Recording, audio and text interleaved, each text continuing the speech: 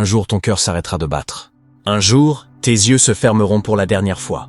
Et à ce moment-là, tout ce que tu poursuis aujourd'hui n'aura plus aucune valeur. La vraie question n'est pas quand tu mourras.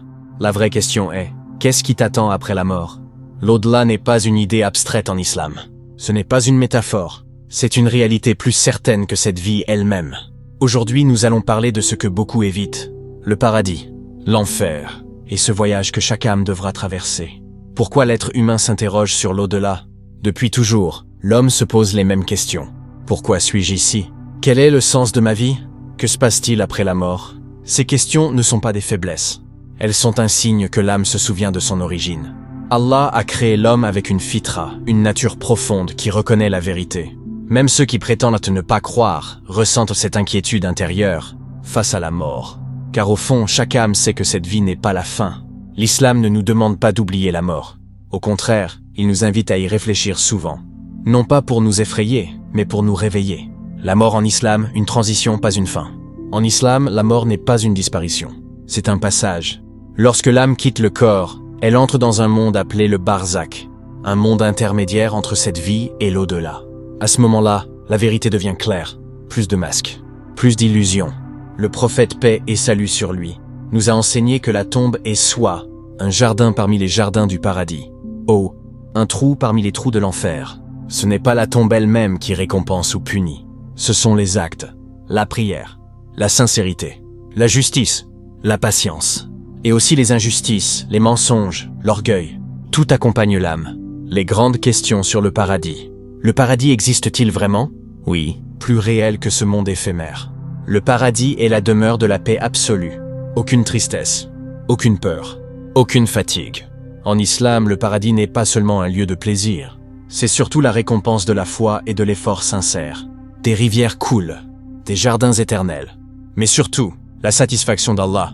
La plus grande récompense du paradis n'est pas ce qu'il contient. C'est la rencontre avec Allah, le regard vers lui. Un cœur qui a patienté ici-bas trouvera là-bas un repos éternel. Qui entre au paradis?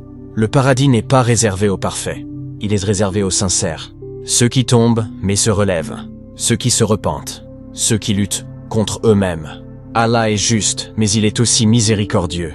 Sa miséricorde dépasse sa colère. Même une petite action faite avec un cœur sincère peut peser lourd dans la balance. Un sourire, une intention pure, une patience silencieuse.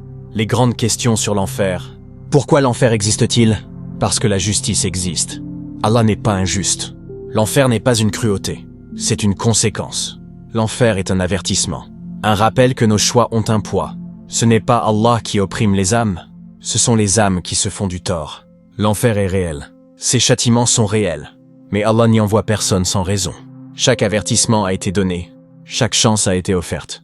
Qui entre en enfer? Ce ne sont pas ceux qui font des erreurs. Ce sont ceux qui persistent dans l'orgueil.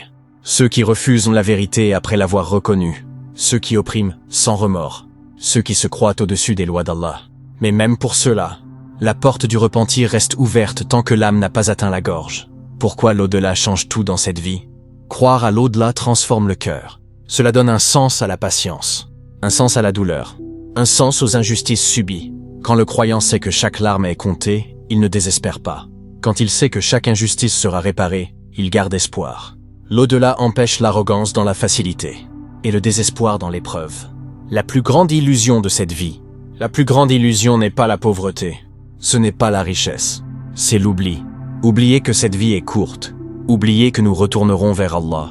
Chaque jour qui passe est un pas de plus vers l'au-delà, que nous le voulions ou non. L'au-delà n'est pas une histoire pour faire peur, c'est un appel à se réveiller. Le paradis est réel, l'enfer est réel, et cette vie est une opportunité unique. Ne repousse pas le retour vers Allah, ne sous-estime pas une bonne action, ne désespère jamais de sa miséricorde. Chaque souffle que tu prends est un cadeau. Chaque battement de ton cœur est une chance supplémentaire. Une chance de revenir vers Allah, une chance de corriger ce qui doit l'être, une chance de préparer ce qui vient après. L'au-delà commence dès maintenant. Il commence dans tes intentions, dans tes choix quotidiens, dans ce que tu fais quand personne ne te regarde. Beaucoup pensent que l'au-delà est lointain, mais en réalité, il est plus proche que demain. La mort ne prévient pas. Elle ne choisit ni l'âge, ni la richesse, ni la situation. Celui qui comprend l'au-delà ne vit pas dans la peur. Il vit dans la conscience. Il sait que cette vie est un champ à cultiver, et que chaque action est une graine. Certaines graines donneront des jardins éternels. D'autres, si l'on n'y prend pas garde, mèneront au regret. Mais Allah, dans sa sagesse, n'a jamais fermé la porte de l'espoir. Tant que l'âme est dans le corps, le retour est possible. Tant que le cœur bat, le repentir est accepté. Revenir vers Allah ne signifie pas être parfait. Cela signifie être sincère. Reconnaître ses fautes. Celui qui marche vers Allah, même lentement, est déjà sur le bon chemin. Et celui qui tombe, mais se relève, est aimé d'Allah. Ne laisse pas cette vie te distraire de ta destination finale. Ne laisse pas Shaitan te faire croire qu'il est trop tard. Il n'est jamais trop tard pour revenir. Le paradis n'est pas inaccessible. Et l'enfer n'est pas une fatalité. Entre les deux, il y a tes choix. Alors pose-toi cette question, en silence, dans ton cœur. Si je devais rencontrer Allah aujourd'hui, serais-je prêt? Et si la réponse te fait peur, souviens-toi. Allah est plus miséricordieux que tu ne l'imagines. Allah ne regarde pas ton passé avec mépris. Il regarde ton cœur au moment où tu reviens vers lui. Peu importe la distance que tu as parcourue loin de lui, un seul pas sincère vers Allah suffit pour qu'il vienne à toi en courant. Ne compare pas ton chemin à celui des autres. Chaque âme a ses combats. Chaque cœur porte ses blessures. Ce qui compte, ce n'est pas la vitesse, c'est la direction. Même dans la nuit la plus sombre, la lumière d'Allah ne disparaît jamais. Quand le croyant comprend cela, son cœur s'apaise. Il ne fuit plus ses fautes. Il les transforme en retour vers Allah. L'au-delà n'est pas seulement une promesse future, c'est une présence constante dans la vie du croyant. Elle l'empêche d'être injuste quand il est fort. Elle l'empêche de désespérer quand il est faible. Chaque difficulté devient une épreuve passagère. Chaque patience devient une élévation. Et quand l'âme se présentera devant Allah, elle ne sera pas jugée sur ce qu'elle possédait, mais sur ce qu'elle a cru, ce qu'elle a aimé, et ce pourquoi elle a patienté. Alors vis avec conscience.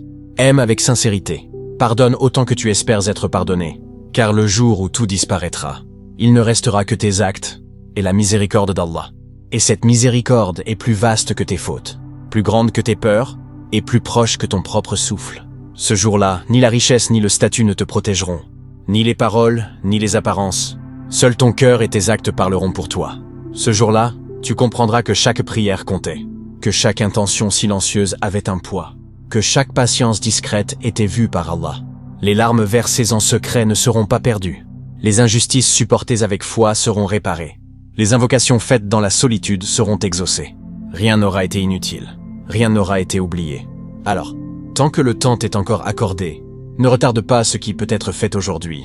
Un repentir sincère, une prière accomplie avec présence, un pardon accordé pour Allah. Car le plus grand regret n'est pas de tomber. Le plus grand regret est de ne pas se relever. L'au-delà est une vérité certaine. Mais il n'est pas là pour écraser l'âme. Il est là pour la guider. Allah ne veut pas ta perte. Il veut ton retour. Et quand viendra l'instant où tout s'arrêtera, si ton cœur est attaché à Allah, tu n'auras rien à craindre. Car celui qui a vécu pour Allah retournera vers lui en paix. Si ce rappel a touché ton cœur, ne le laisse pas s'éteindre ici. Prends un instant pour réfléchir à ta propre vie, à tes choix, à ta relation avec Allah. Abonne-toi à la chaîne Sérénité Islamique pour continuer à nourrir ton âme et renforcer ta foi. Partage cette vidéo avec quelqu'un qui a besoin de se rappeler l'au-delà, même en silence. Et surtout n'oublie jamais, tant que ton cœur bat, la porte d'Allah est ouverte. Reviens vers lui encore et encore. Prépare aujourd'hui ce que tu rencontreras demain. Car cette vie est courte, mais ce qui vient après est éternel.